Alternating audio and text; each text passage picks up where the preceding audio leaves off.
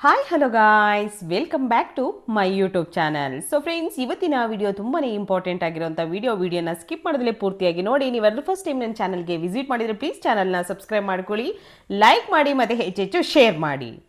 2026 ಈ ವರ್ಷ ಯುಗಾದಿ ಹಬ್ಬ ಯಾವ ದಿನ ಬಂದಿದೆ, ಅಮಾವಾಸ್ಯೆ ಯಾವ ದಿನ ಬಂದಿದೆ, ಯಾವ ದಿನ ಆಚರಣೆ ಮಾಡಬೇಕು ಮತ್ತು ಯಾವ ಸಮಯದಲ್ಲಿ ಪೂಜೆಯನ್ನು ಮಾಡಬೇಕು, ಯುಗಾದಿಗಿಂತಲೂ ಮುಂಚೆ ಬರುವ ಅಮಾವಾಸ್ಯೆಯನ್ನು ಚೈತ್ರ ಅಮಾವಾಸ್ಯೆ ಅಥವಾ ಯುಗಾದಿ ಅಮಾವಾಸ್ಯೆ ಎಂದು ಕರೆಯಲಾಗುತ್ತದೆ. ನಮ್ಮ ಹಿಂದೂಗಳ ಪ್ರಕಾರ ಯುಗಾದಿ ಹಬ್ಬವನ್ನು ಹೊಸ ವರ್ಷ ಎಂದು ಆಚರಿಸುತ್ತೇವೆ. ಈ ಅಮಾವಾಸ್ಯೆ ಕಳೆಯುತ್ತಾ ಇದ್ದ ಹಾಗೆ ನಮಗೆ ಹೊಸ ವರ್ಷ ಆರಂಭವಾಗುತ್ತದೆ. ಯುಗಾದಿ ಹಬ್ಬವನ್ನು ತುಂಬ ಸಂಭ್ರಮದಿಂದ ಸಡಗರದಿಂದ ಆಚರಣೆ ಮಾಡುತ್ತೇವೆ. ಯುಗಾದಿ ಅಮಾವಾಸ್ಯೆ ಯಾವ ದಿನ ಬಂದಿದೆ ಎಂದು ನೋಡೋಣ. ಯುಗಾದಿ ಅಮಾವಾಸ್ಯೆ ಮಾರ್ಚ್ 19 ಗುರುವಾರ ಬಂದಿದೆ. ಅಮಾವಾಸ್ಯೆ ತಿಥಿ ಯಾವಾಗ ಆರಂಭವಾಗಿ ಯಾವಾಗ ಮುಕ್ತಾಯವಾಗುತ್ತದೆ ಎಂದು ತಿಳಿಯೋಣ. ಅಮಾವಾಸ್ಯೆ ತಿಥಿ ಮಾರ್ಚ್ 18ನೇ ತಾರೀಕು ಬುಧವಾರ 8:25 ಆರಂಭವಾಗಿ ಮರುದಿನ ಬೆಳಿಗ್ಗೆ ಗುರುವಾರ 6:52 ಮುಕ್ತಾಯವಾಗುತ್ತದೆ.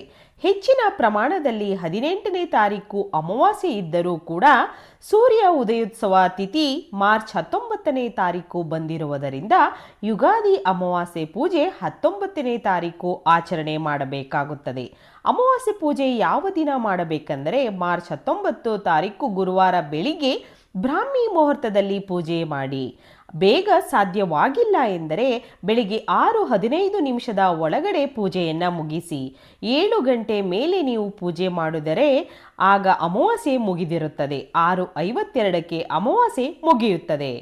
ಯುಗಾದಿ ಹಬ್ಬದ ಬಗ್ಗೆ ಸ್ವಲ್ಪ ಮಾಹಿತಿ ತಿಳಿದುಕೊಳ್ಳೋಣ. ಯುಗಾದಿ ಹಬ್ಬಕ್ಕೆ ದಕ್ಷಿಣ ಭಾರತದ ರಾಜ್ಯಗಳಲ್ಲಿ ಹೆಚ್ಚಿನ ಮಹತ್ವವಿದೆ. ಅದರಲ್ಲೂ ತೆಲುಗು ಸಮುದಾಯದ ಜನರು ಇದನ್ನು ದೊಡ್ಡದಾಗಿ ಆಚರಿಸುತ್ತಾರೆ. ಉಗಾದಿ ಎಂದು ಕರೆಯುತ್ತಾರೆ. ಚೈತ್ರ ಮಾಸ ಪಕ್ಷ ಪಾಡ್ಯಮಿ ಎಂದು ಆಚರಿಸಲಾಗುವ ಈ ಹಬ್ಬವು ನಮಗೆ ಹೊಸ ವರ್ಷಕ್ಕೆ ನಾಂದಿ ಹಾಡುತ್ತದೆ. ಯುಗಾದಿ ಎಂದರೆ ಹೊಸತನ. ಈ ಹಬ್ಬವನ್ನು ನಮ್ಮ ಕರ್ನಾಟಕದಲ್ಲಿ ಯುಗಾದಿ ಎಂದು ಕರೆಯಲಾಗುತ್ತದೆ. ಯುಗಾದಿ ಎಂದರೆ ಹೊಸತನ, ಹೊಸ ಆಸೆ ಮತ್ತು ಉತ್ಸಾಹ. ಕಾಲಚಕ್ರದಲ್ಲಿ ಹೊಸ ವರ್ಷ ಪ್ರಾರಂಭವಾಗುವ ಸಮಯದಲ್ಲಿ ನಮ್ಮ ಜೀವನದಲ್ಲಿಯೂ ಹೊಸತನ ಬರಬೇಕೆಂದು ಬಯಸುತ್ತಾ ಪ್ರತಿಯೊಬ್ಬರೂ ಈ ದಿನ ತಪ್ಪದೆ ಹೊಸ ಬಟ್ಟೆಗಳನ್ನು ಧರಿಸಿ. ಹೊಸ ಬಟ್ಟೆಗಳನ್ನು ಧರಿಸುವುದು ಕೇವಲ ಆಚರಣೆಯಲ್ಲ, ಅದು ನಮ್ಮ ಮನಸ್ಸಿನಲ್ಲಿ ಸಕಾರಾತ್ಮಕ ದೃಷ್ಟಿಕೋನ ಮತ್ತು ಹೊಸ ಉತ್ಸಾಹವನ್ನು ತುಂಬುತ್ತದೆ. ಆದ್ದರಿಂದ ವರ್ಷವಿಡೀ ನಾವು ಸಂತೋಷದಿಂದ ಮತ್ತು ಹೊಸದಾಗಿ ಇರಬೇಕೆಂದು ಆಸೆಯೊಂದಿಗೆ ಪ್ರತಿಯೊಬ್ಬರು ತಮ್ಮ ಶಕ್ತಿಗೆ ಅನುಗುಣವಾಗಿ ಹೊಸ ಬಟ್ಟೆಗಳನ್ನು ಖರೀದಿಸಿ ಧರಿಸುವುದು ಬಹಳ ಒಳ್ಳೆಯದು. ಆರ್ಥಿಕ ತೊಂದರೆಗಳಿಂದ ಅಥವಾ ಇತರೆ ಕಾರಣಗಳಿಂದ ಹೊಸ ಬಟ್ಟೆಗಳನ್ನು ಖರೀದಿಸಲು ಸಾಧ್ಯವಾಗದವರು ಸ್ವಲ್ಪವೂ ಚಿಂತಿಸಬೇಕಾಗಿಲ್ಲ. ಹಬ್ಬದ ಹಿಂದಿರುವ ನಿಜವಾದ ಅರ್ಥವೆಂದರೆ ಶುಚಿತ್ವ ಮತ್ತು ಭಕ್ತಿ. ಹೊಸ ಬಟ್ಟೆಗಳನ್ನು ಖರೀದಿಸಲು ಸಾಧ್ಯವಾಗದವರು ತಂದಿರುವಂತಹ ಬಟ್ಟೆಗಳಲ್ಲಿ ಉತ್ತಮವಾಗಿರುವಂತಹ ಬಟ್ಟೆಗಳನ್ನು ಆರಿಸಿಕೊಂಡು ಅವುಗಳನ್ನು ಸ್ವಚ್ಛವಾಗಿ ತೊಳೆದು ಅಚ್ಚುಕಟ್ಟಾಗಿ ಧರಿಸಬೇಕು. ಕೊಳಕು ಇಲ್ಲದೆ ಸ್ವಚ್ಛವಾಗಿ ತೊಳೆದ ಬಟ್ಟೆಗಳನ್ನು ಧರಿಸುವುದರಿಂದ ಹಬ್ಬದ ಕಳೆ ಬರುತ್ತದೆ. ದೇವರು ನಮ್ಮ ಭಕ್ತಿಯನ್ನು ಮತ್ತು ನಮ್ಮ ಮನಸ್ಸಿನ ಶುದ್ಧತೆಯನ್ನು ನೋಡುತ್ತಾನೆ, ಹೊರತು ನಾವು ಧರಿಸಿರುವಂತಹ ಬಟ್ಟೆಗಳನ್ನು ಅಲ್ಲ. ಆದ್ದರಿಂದ ಪ್ರತಿಯೊಬ್ಬರೂ ತಮ್ಮ ಸಾಮರ್ಥ್ಯಕ್ಕೆ ಅನುಗುಣವಾಗಿ ಹೊಸ ಬಟ್ಟೆಗಳನ್ನು ಅಥವಾ ಇರುವ ಬಟ್ಟೆಗಳನ್ನು ಸ್ವಚ್ಛವಾಗಿ ತೊಳೆದು ಧರಿಸಬೇಕು. ಯುಗಾದಿ ಎಂಬ ಶಬ್ದವು ಯುಗ ಮತ್ತು ಆದಿ ಎಂಬ 2 ಪದಗಳಿಂದ ರಚಿಸಲ್ಪಟ್ಟಿದ್ದು, ಯುಗ ಎಂದರೆ ಸಮಯ ಅಥವಾ ಕಾಲ, ಆದಿ ಎಂದರೆ ಆರಂಭ, ಹೊಸ ಸಮಯದ ಆರಂಭ ಎಂದು ಯುಗಾದಿ ಅರ್ಥ. ಯುಗಾದಿ ಹಬ್ಬದ ದಿನ ಒಂದು ವಿಶೇಷವಾದ ಬಣ್ಣದ ಬಟ್ಟೆಗಳನ್ನು ಧರಿಸಿದರೆ ಸಾಕು, ವರ್ಷವಿಡೀ ಹಣ ಬರುತ್ತದೆ, ಅಷ್ಟೈಶ್ವರ್ಯಗಳು ಸಿದ್ಧಿಸುತ್ತವೆ, ಲಕ್ಷ್ಮಿ ಯೋಗ ಸಿದ್ಧಿಸುತ್ತದೆ, ಮುಟ್ಟಿದ್ದೆಲ್ಲ ಚಿನ್ನವಾಗಿ ಬದಲಾಗುತ್ತದೆ. ಹಾಗಾದರೆ ಈ ಯುಗಾದಿ ದಿನ ಯಾವ ಬಣ್ಣದ ಬಟ್ಟೆಗಳನ್ನು ಧರಿಸಬೇಕು ಎಂಬುದನ್ನು ಈ ವಿಡಿಯೋದಲ್ಲಿ ತಿಳಿಯೋಣ. ನಮ್ಮ ಜೀವನದಲ್ಲಿ ದೊಡ್ಡ ಬದಲಾವಣೆಯನ್ನು ತರುತ್ತದೆ ಎಂದು ನಾವು ನಂಬುತ್ತೇವೆ. ಆದ್ದರಿಂದ ಈ ವಿಡಿಯೋನ ನೀವು ಕೂಡ ಲೈಕ್ ಮಾಡಿ, ನಿಮ್ಮ ಜೀವನವನ್ನು ಸುಧಾರಿಸಿ.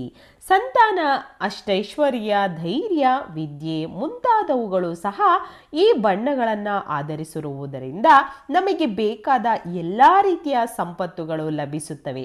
ಈ ವರ್ಷ ನಮಗೆ ಹೊಸ ಆಶಯಗಳು, ಹೊಸ ಗುರಿಗಳನ್ನು ನೀಡುತ್ತದೆ. ಆದ್ದರಿಂದ ಆರಂಭ ಚೆನ್ನಾಗಿದ್ದರೆ ಎಲ್ಲವೂ ಚೆನ್ನಾಗಿರುತ್ತದೆ ಎಂಬ ಉದ್ದೇಶ ನಮ್ಮ ಪೂರ್ವಜರದ್ದು.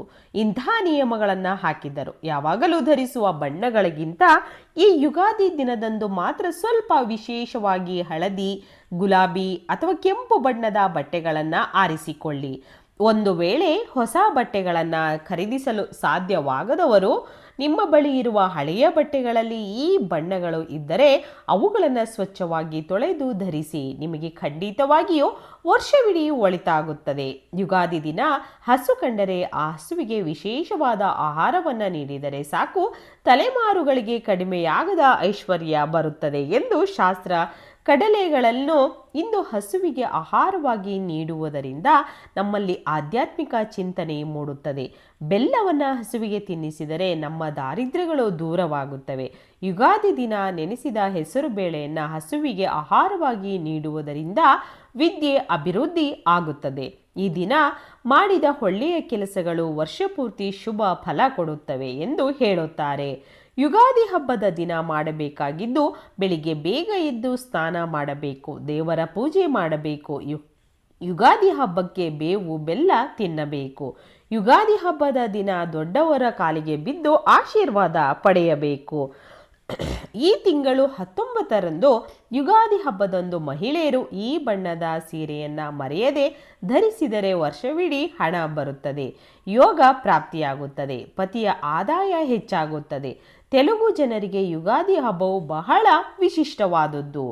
ಯುಗಾದಿ ಹಬ್ಬದ ದಿನ ಏನು ಮಾಡಬಾರದು? ಜಗಳ ಮಾಡುವುದು, ಕೆಟ್ಟ ಮಾತು ಆಡುವುದು, ಬೇರೆಯವರ ಬಗ್ಗೆ ಕೀಳಾಗಿ ಮಾತನಾಡುವುದು, ಅವರಿಗೆ ಅವಮಾನ ಮಾಡುವುದು. ಯುಗಾದಿ ಹಬ್ಬದ ದಿನ ನೀವು ಹೇಗೆ ಇರುತ್ತೀರೋ ಹಾಗೆ ನಿಮ್ಮ ವರ್ಷಪೂರ್ತಿ ಸಾಗುತ್ತದೆ ಎನ್ನುವ ನಂಬಿಕೆ ಇದೆ. ಆದ್ದರಿಂದ ಕುಟುಂಬದ ಜೊತೆಗೆ ಯುಗಾದಿ ಹಬ್ಬವನ್ನು ಸಂತೋಷದಿಂದ ಆಚರಣೆ ಮಾಡಿ ದೇವರ ಧ್ಯಾನ ಮಾಡಿ ದಿನವನ್ನು ಆರಂಭಿಸಿ. ಬೇವು ಬೆಲ್ಲ ತಿನ್ನುತ್ತಾ ಕಹಿ ನೆನಪು ಮರೆಯಾಗಲಿ, ಸಿಹಿ ನೆನಪು ಚಿಗುರಲಿ. ಹೊಸ ವರ್ಷದಲ್ಲಿ ನೀವು ಕಂಡ ಎಲ್ಲ ಕನಸುಗಳು ನನಸಾಗಲಿ. ಯುಗಾದಿ ಹಬ್ಬ ಹಾಗೂ ಹೊಸ ವರ್ಷದ ಶುಭಾಶಯಗಳು. ದೇವರು ನಿಮಗೆ, ನಿಮ್ಮ ಕುಟುಂಬಕ್ಕೂ ಸಕಲ ಐಶ್ವರ್ಯ, ಆರೋಗ್ಯ, ಆಯಸ್ಸು, ಯಶಸ್ಸನ್ನು ಕೊಟ್ಟು ಕಾಪಾಡಲಿ. ವೀಕ್ಷಕರೇ, ಇವತ್ತಿನ ಈ ಎಲ್ಲ ಮಾಹಿತಿಗಳು ನಿಮಗೆ ಇಷ್ಟ ಆಗಿದೆ ಅಂತ ನಾನು ಭಾವಿಸ್ತೀನಿ. ಇಷ್ಟ ಆಗಿದ್ರೆ ನನ್ನ ಚಾನಲ್ನ ಸಬ್ಸ್ಕ್ರೈಬ್ ಮಾಡ್ಕೊಳ್ಳಿ, ಹಾಗೆ ಲೈಕ್ ಮಾಡಿ, ಹೆಚ್ಚೆಚ್ಚು ಶೇರ್ ಮಾಡೋದಂತೂ ಮರಿಬೇಡಿ. ಇವತ್ತಿನ ಈ ವಿಡಿಯೋನ ಇಲ್ಲಿಗೆ ಮುಗಿಸ್ತಾ ಇದ್ದೀನಿ. ಮತ್ತೆ ಇನ್ನೊಂದು ಹೊಸ ವಿಡಿಯೋ ಜೊತೆ ಬರ್ತೀನಿ.